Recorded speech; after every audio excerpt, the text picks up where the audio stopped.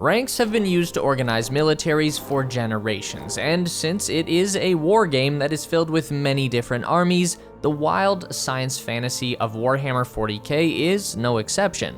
But while some armies, like the Astra Militarum, have hierarchies and rank systems that could be familiar to us, the warriors of the Adeptus Astartes, or Space Marines, are organized in some very unique ways. So, since many of the most epic stories of this setting involve these superhuman warriors of the Imperium, we thought it would be a good idea to get acquainted with the rank structure of the Space Marines.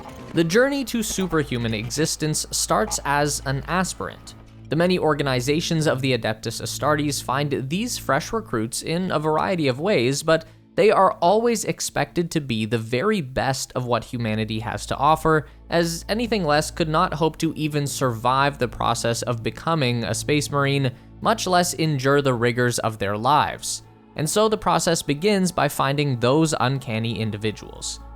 Most chapters have a homeworld that they recruit from, like the Ultramarines and their world of Macrog.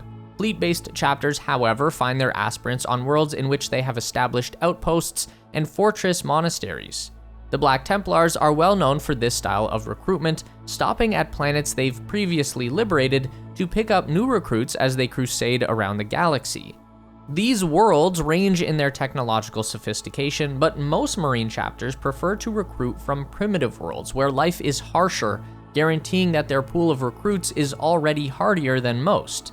Even chapters who recruit from established Imperial worlds try to only recruit from populations that select for survivalist traits, such as hive-gangers.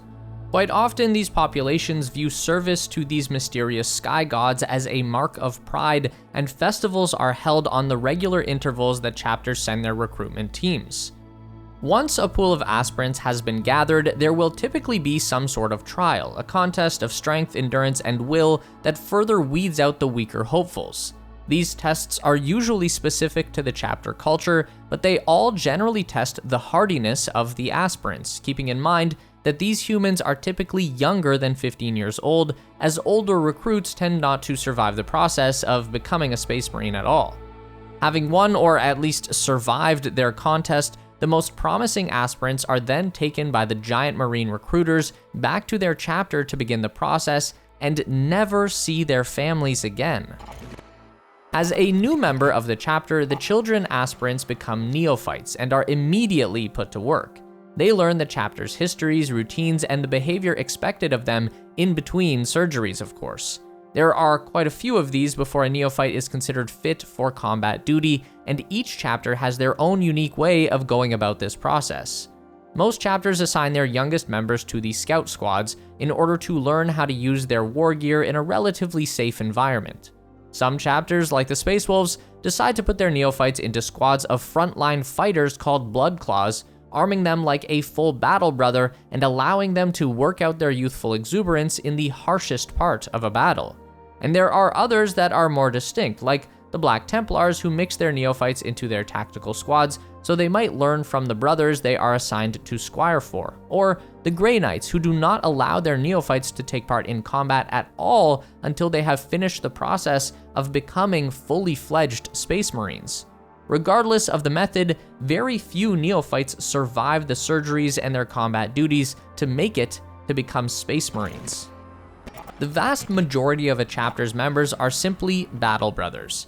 These are the main force itself, and rather than separating them by further ranks, Marines prefer to fight as relative equals for most of their careers. A battle brother is armed and trained with almost every weapon and bit of war gear that the chapter has access to, and are organized into squads as their superiors feel suits their personality. Although quite a few chapters have traditions about how and when a battle brother can progress through each type of battlefield role. Line infantry, assault troops, heavy weapons, special weapons, tank crews, all of these roles are filled by the rank and file battle brothers of a chapter. In addition to that, during their time spent as a battle brother, an Astartes warrior might be marked for more specialized duties, and it's in this way that new apothecaries, tech marines, and chaplains are recruited. Other than that, a battle brother that survives centuries of combat duty can perhaps hope to be given a leadership rank or brought into the fold of the veteran companies. The first true rank in our list is given to those brothers who show an aptitude for leadership and strategy. Sergeants are given a squad of their brothers or neophytes to lead and are given some extra training to that effect. Typically, these Marines have proven their ability to keep their cool under pressure and put the mission's goals ahead of all other concerns. In the Astra Militarum, a sergeant is there to keep the morale of their troops from buckling, but a Space Marine feels no fear, and so that isn't what keeping their cool means. For an Astartes, getting carried away typically means that they allow their zeal to expose them to more dangerous situations. Power armor is an amazing bit of kit, but if you run into a full gun line because some Chaos Marine said the Emperor was a nerd, it won't help you much. Sergeants keep their brothers' rage focused where it should be, on the mission. Most squad leaders in the Space Marines are marked out by a different colored helmet. Typically this will be red, but some chapters, often the ones with red colored armor, choose a different hue, like the Blood Angels using yellow helmets and iconography to mark out their sergeants. And as sergeant is the rank of squad leaders in general, you can also find veteran sergeants leading squads of a chapter's veteran units, like Stern Guard, command squads, and terminators. An older rank from the pre-Heresy Legions, Lieutenant, was recently brought back into the organization of the Space Marine chapters by Ultramarine Primarch Rabute Guilliman. Lieutenants are like sub-captains and are often found leading fully half of their respective companies to lighten the burden of leadership for the company captains. These demi-companies are typically led by a lieutenant who reports back to their captain, leading to increased flexibility for the force as a whole. It's also not uncommon to find a lieutenant leading a smaller strike force of Marines when it would be unnecessary to have a captain do so.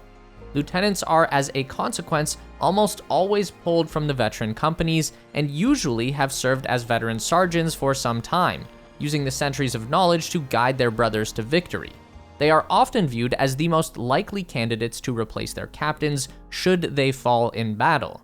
As with most other Space Marine ranks, most chapters have their own unique names for lieutenants, even though almost all of them fill the same role. Black Templar Castellans, Space Wolf Battle Leaders, and Iron Hands Naismiths all help their superiors direct overall strategy and troop movement, allowing their captains to focus on the most pivotal parts of a battle. Wolf Lords, Masters, Marshals, Khans, captains by any name in any chapter do one thing: lead. Space Marine captains are the second highest rank in a chapter's organization. Each chapter is organized into companies, or again, whatever the chapter in question calls their formal battle groups. Each company is typically filled with 100 Astartes warriors in their various vehicles, servants, technicians, and war gear. A small army in their own right, and so each of them requires a captain to lead them. Not able to be everywhere at once, a captain makes use of their lieutenants and other advisors to direct the flow of battles and entire campaigns, only taking to the field themselves when their direct supervision and might is required. This sort of appearance usually coincides with the captain's command squad, hand-picked veteran warriors from their company that guard their leaders while they make decisions, assist with assaults, and hold the company banner to inspire the other battle brothers. Being a captain also necessitates being part of chapter politics, which, depending on the chapter, can be fraught with its own risks, but generally this only entails discussing with the other captains and the chapter's various masters about various campaigns, strategies, and large decisions the chapter needs to make as a whole. Just like how lieutenants act as advisors and successors for their captains, so too do captains advise their chapter masters, and when a master is killed, one captain from amongst their number will be chosen to become the next overall leader of the chapter. Now we're getting into the specialist ranks, and as per usual, they are only ranks in the loosest of terms. These specialists are technically outside of the normal hierarchies of their chapters, answering only to lieutenants and above, though these leaders quite often yield to the more focused experience of their specialist when they need to ask them anything.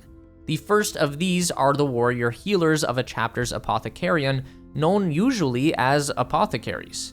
Apothecaries handle all of a chapter's medical needs, from the creation of new Space Marines to emergency surgeries on the battlefield. As a result, a Space Marine Apothecary doesn't just need to be handy with a scalpel, they also need to know their way around a bolter. One of the most important duties of these medics is the stewardship of a chapter's gene seed, the progenoid glands that allow for the creation of new Marines.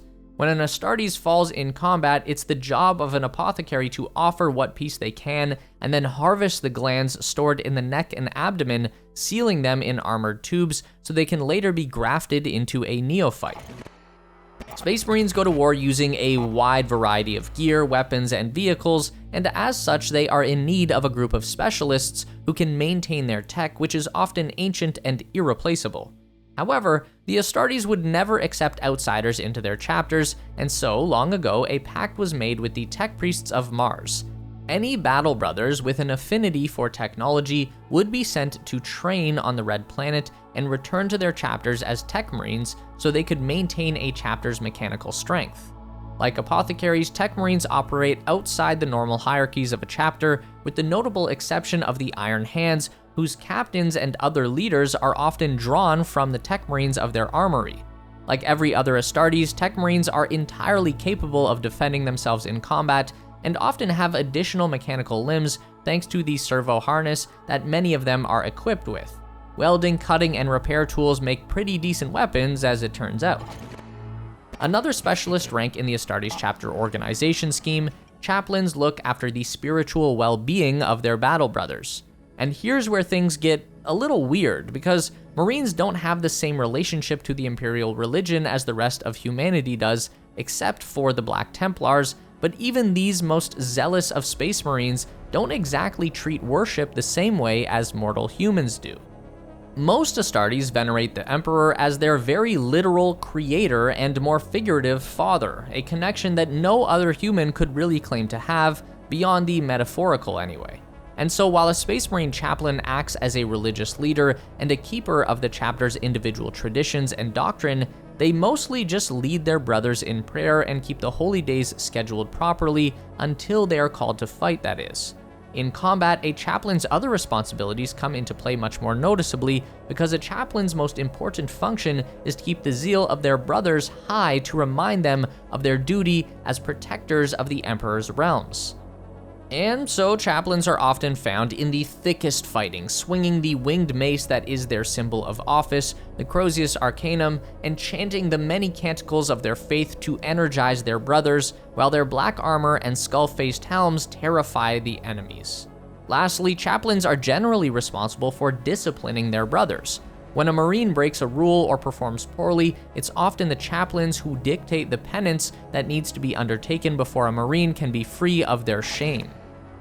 If a neophyte shows any psychic potential at all, they are immediately whisked away by members of the last of the specialist ranks in the Adeptus Astartes, the Librarians. And while the image of sweater-wearing, bespectacled book nerds the size of a Space Marine is funny, the chapter librarians have little in common with their modern counterparts. I mean, they're still book nerds, but that's about all. They might enjoy sweaters too. The members of a chapter's librarius keep careful records of the chapter's deeds and history, as their name would imply, but they are also the sanctioned psychers of their orders, marked by their bright blue armor, psychic hoods, and various psychic weaponry, lending their considerable might to the already terrifying arsenal of the Space Marines. Regular psychers who operate in the Astra Militarum or other Imperial factions are frightening enough, with their ability to harness the warp to do anything from defend their allies to smite their foes. But mortal human psychers are always 1 foot in damnation and must be watched for when, not if, they ever succumb to the powers they wield. Not so with the Space Marine Librarian.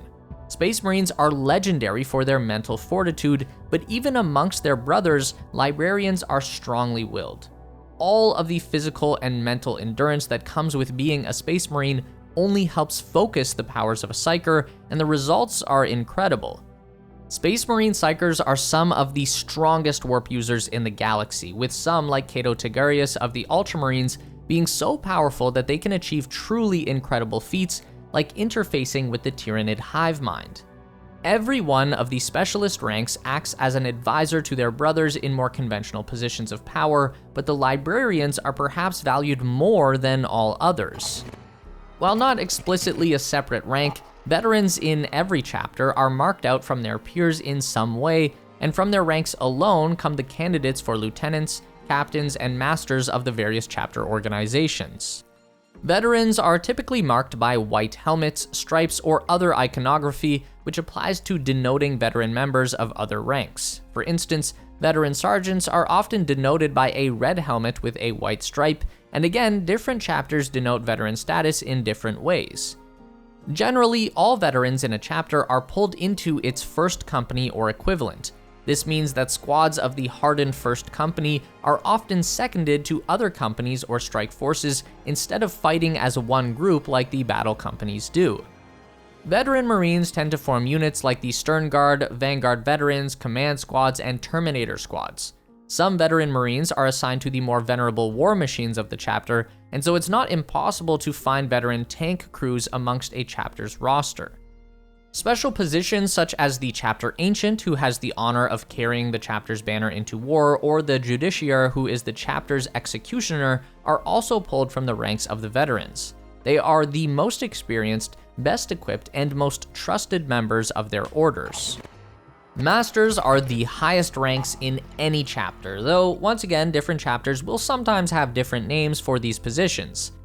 They are always held by the most experienced and often the most senior of their organizations. For instance, the Master of Sanctity is the head of the chapter's Reclusium, where their chaplains are trained and operate.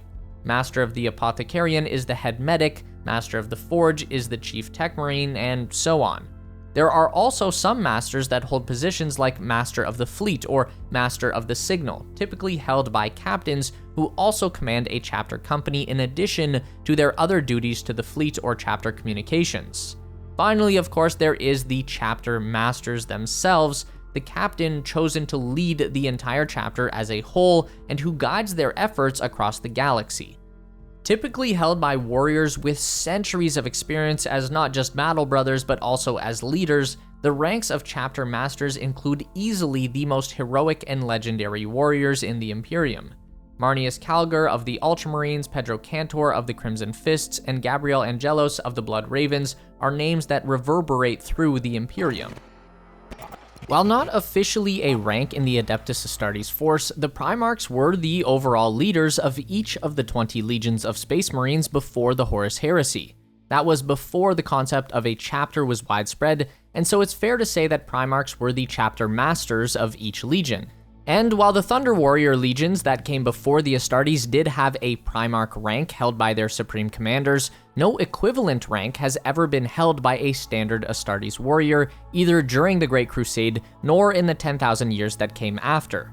For the Space Marines, the Primarchs were their gene fathers, the templates from which each legion's genetic code was taken.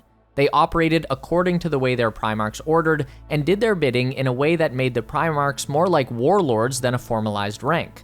So while we thought it was important to include them here for any folks newer to the setting, it's important to note that Primarch is not an official rank. So that was the whole list of ranks in Space Marine organizations. There's certainly some room to go into more detail for some of the more esoteric examples and even the strange variations used in chapters like the Black Templars. So if you want to hear any more about these or other 40k topics in detail, let us know in the comments, and while you're there, don't forget to give us a like if you enjoyed the breakdown of the Astartes forces, and of course, subscribe so you can be notified whenever we bring you more lore.